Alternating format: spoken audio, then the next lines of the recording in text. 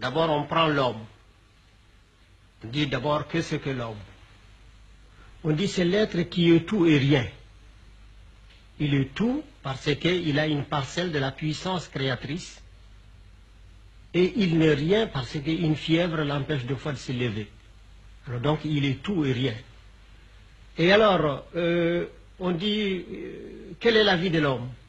Alors, la vie de l'homme est subdivisée en 9 degrés, mais chaque degré, et puis ces 9 degrés sont encore subdivisés en 3 étages, et chaque étage a 3 degrés.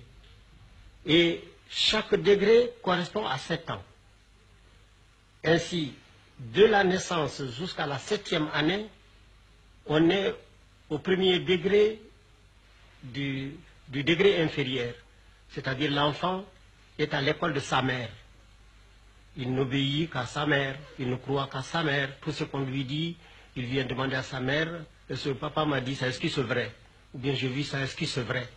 Donc il ne voit que par sa mère, durant 7 ans. Le deuxième septénaire, il passe à l'école de l'extérieur. Que ce soit une initiation, que ce soit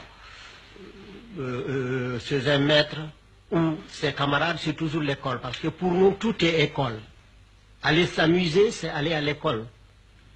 Aller puiser de l'eau, c'est aller à l'école. Tout est école, tout est enseignement. Pour nous, rien n'est simplement récréatif. Et alors, donc, l'enfant au dehors apprend. Mais il revient toujours pour demander à sa mère si ce qu'il a vu est vrai. Si ce qu'il a entendu est vrai. Et c'est là jusqu'à 14 ans. À partir de 14 ans, c'est-à-dire le deuxième septénaire passé, l'enfant commence à être une personnalité, c'est séparant de sa mère, parce qu'il va vers sa 21e année, il commence à dire à sa mère, non, tu n'as pas compris, c'est pas comme ça. Il commence à raisonner. Et alors à 21 ans, il a fini le petit cycle. Alors, il est censé avoir fait un premier tour dans toutes les initiations. On lui a parlé des êtres vivants, immobiles. On lui a parlé des êtres vivants, mobiles. Ensemble, pour parler comme un terme, on lui a parlé du règne animal, on lui a parlé du règne végétal, on lui a parlé du règne minéral. Alors maintenant, il approfondit ça encore, durant 21 ans, qui constitue trois âges encore. Le deuxième 21 ans viennent renforcer les premiers 21 ans. Et alors ce n'est qu'à 42 ans qu'il a droit à la parole. Alors là on dit qu'il est un homme fait.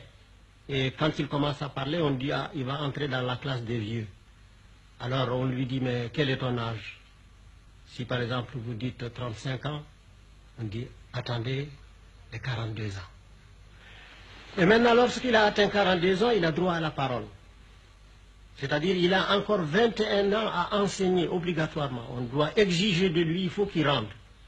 C'est qu'en 21 ans, il a pris dans sa jeunesse, il a mûri dans son âge d'homme, il faut qu'il le rende dans son âge de vieillesse, c'est-à-dire jusqu'à 63 ans.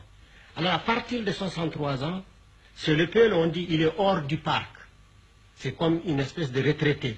On ne peut plus exiger de lui, mais il peut donner lui parce qu'il peut bénéficier de la vie. Mais il est considéré comme terminé à 63 ans.